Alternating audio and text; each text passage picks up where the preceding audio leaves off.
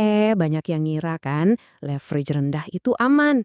Tapi yakin nih, hari ini kita bakal bongkar matematika tersembunyi di baliknya. Dan siap-siap aja, hasilnya mungkin bakal bikin kamu kaget. Coba pikirin lagi deh. Kalau kamu pakai leverage 2 kali di futures, emangnya itu sama aja kayak punya Bitcoin 2 kali lipat? Jawabannya tuh lebih ribet dari itu, dan jujur aja, disinilah banyak trader kejebak. Dan ini nih yang sering gak disadari. Ada semacam pajak tersembunyi yang diam-diam ngegerogotin modal kamu setiap 8 jam.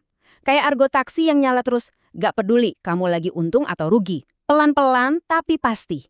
Penasaran apa itu? Yuk kita kulik bareng. Oke, kita langsung masuk aja ya. Bagian pertama, jebakan leverage yang salah. Karena, ternyata nggak semua leverage itu diciptakan setara. Jadi gini, ada dua dunia yang berbeda banget buat dapetin leverage Bitcoin. Di satu sisi, ada caranya para paus atau institusi besar main. Kita sebut aja metode flywheel. Nah, di sisi lain, ada cara yang biasa kita-kita, para trader retail, pakai, yaitu futures. Keduanya sama-sama ngasih leverage. Tapi, seperti yang bakal kita lihat, bedanya tuh kayak langit sama bumi. Beneran deh. Sekarang, yuk kita intip dapurnya para pemain kakap. Gimana sih cara mereka bermain? Ini bukan sekedar trading biasa loh. Ini tuh udah masuk level rekayasa finansial yang canggih banget. Oke, jadi apa sih strategi flywheel ini? Gampangnya gini, bayangin kamu bisa pinjam duit dengan bunga super duper rendah, hampir nol lah. Terus duit itu kamu pakai buat beli Bitcoin beneran, yang spot. Nanti kalau harga Bitcoin naik, kenaikannya itu bisa buat bayar utangnya sendiri. Ini tuh kayak lingkaran setan, tapi yang positif. Dan yang paling gila, nggak ada yang namanya risiko margin call atau likuidasi paksa. Dan ini dia angkanya, biar gak dikira ngarang. Berdasarkan data dari SIC, biaya buat strategi ini cuma sekitar 0,17% per tahun. Serius, ini beneran angkanya bahkan lebih rendah dari inflasi. Gila kan? Nah, ini poin paling pentingnya. Karena utangnya itu unsecured alias tanpa jaminan langsung ke aset kriptonya, nggak ada ceritanya tuh ada yang bisa maksa kamu jual Bitcoin pas harganya anjlok. Harga mau terjun 50%, 60%, Bitcoin kamu ya tetap aman di tanganmu. Nggak bakal kena likuidasi paksa sama exchange. Ini keunggulan mutlak. Oke, sekarang kita balik ke dunia kita.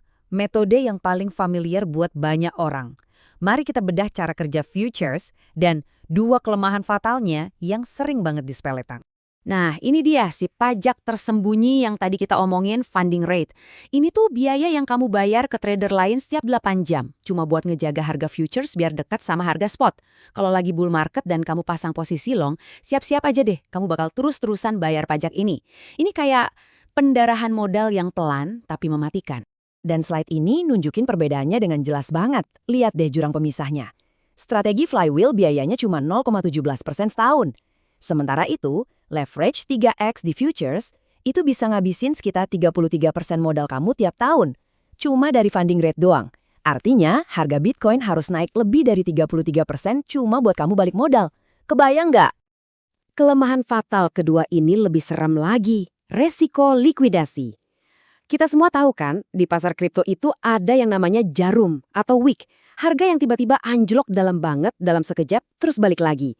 Nah, satu jarum singkat kayak gitu aja udah cukup buat ngabisin seluruh posisi leverage kamu. Padahal, mungkin prediksi jangka panjang kamu bener. Matematikanya nggak bisa bohong, teman-teman. Pakai leverage 3x, harga turun 33,3% aja, modal kamu ludes. Ludes. Di pasar Bitcoin, penurunan segitu tuh bukan hal aneh. Itu bagian dari permainan dan bisa terjadi dalam hitungan jam doang. Oke, teori udah cukup. Sekarang waktunya kita adu data. Langsung aja head to head. Kita lihat siapa yang beneran jadi pemenang berdasarkan angka. Tabel ini ngerangkum semuanya dengan sempurna. Lihat aja, dari biaya tahunan, resiko likuidasi, jangka waktu yang pas, sampai soal kontrol, di semua metrik penting, flywheel menang. Telak. Ini nunjukin kalau futures itu alat buat main jangka pendek. Pendek banget. Idealnya di bawah 14 hari. Biar makin kebukti, kita coba bikin simulasi sederhana yuk. Kita ambil skenario paling buruk, bear market. Modal awal kita $10.000. Terus harga Bitcoin anjlok 30%. Kira-kira apa yang terjadi? Dan hasilnya, Jomplang banget. Pakai flywheel 2 kali, ya emang rugi. Tapi modal kamu masih sisa $3.800. Kenapa? Karena nggak ada likuidasi paksa. Kamu masih survive. Di sisi lain, posisi futures 3x kamu, wassalam. Ludes, kena likuidasi. Satu strategi masih bisa lanjut berjuang, yang satunya lagi langsung game over. Oke, jadi setelah lihat semua data ini, pertanyaannya kan gimana caranya kita sebagai investor retail bisa nerapin logika ini? Gimana caranya kita bisa punya strategi jangka panjang yang lebih cerdas? Yuk kita lihat beberapa cara praktisnya. Ya, kita emang nggak bisa nerbitin surat utang dengan bunga 0% kayak para raksasa itu.